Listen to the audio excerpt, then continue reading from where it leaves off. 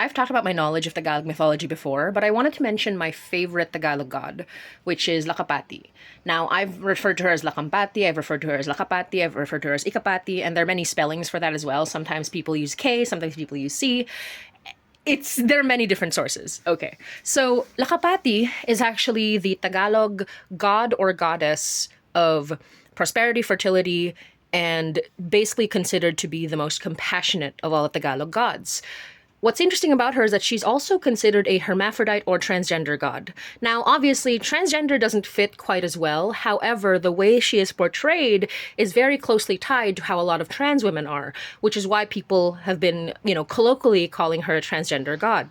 But she doesn't actually change between. She is just portrayed and, mentioned in historical records as either male, female, or both.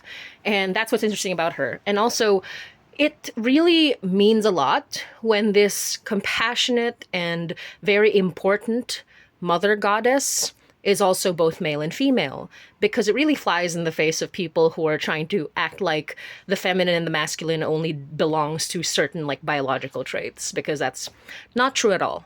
But yeah, in pre-colonial Philippines, in pre-colonial Tagalog realms, Lakapati was considered to be the one that people could talk to protect them, to take care of them. She was compassionate, she was beloved.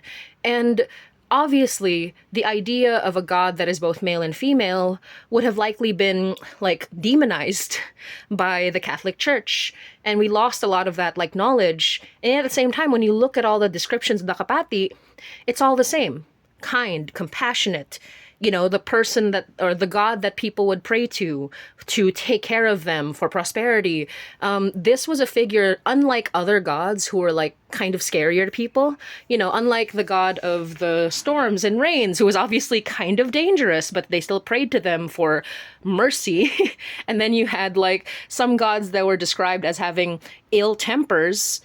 Lakapati was explicitly the kindest god that everyone could rely on, and that may or may not have contributed to how she was portrayed as a god that belonged to male and female sexes, and just being this mother, being this very nurturing figure. And she was actually the mother of another goddess, which was Anagolay, the god of lost things. You might have heard of her name because they actually named, I believe, what was it? Was it a ship or a star after her, or a celestial body? Something in space. I just know there was something in space, and it was Anagolay because she's the goddess of lost things. She was the mother of Anagolay. She was considered the wife of Mapulon, who is the god of seasons. Lakapati is just really cool, and one of the gods that we have way more information about than the other Tagalog gods, who are often only mentioned once or twice in our historical records, which is why I really love her. I love the centrality of, her presence, probably in the household. People have talked about leaving rice out for her so that she will answer their prayers. That meant she was a stable figure in Tagalog households in the time that she was being recorded. So this goddess was the one who we might consider the closest one to Tagalogs in that era. And I do love her very much.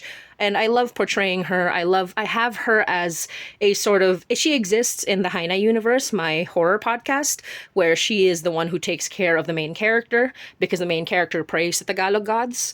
So yeah, Lakapati is the best. And I feel like people would really benefit from learning more about Tagalog gods. There are other gods of the Philippines, though. It's not just Filipino gods, because every region has their own special gods. The Bisaya gods are completely different from the Tagalog gods, which was my major issue with that recent Magellan movie. Whatever. Anyway, learn more about Tagalog gods, learn more about the Bisaya gods, learn more about the different gods of the Philippines, because they're super interesting. They will teach you a lot about the cultures of the Filipinos who were living back in the day before colonialism. They are so cool.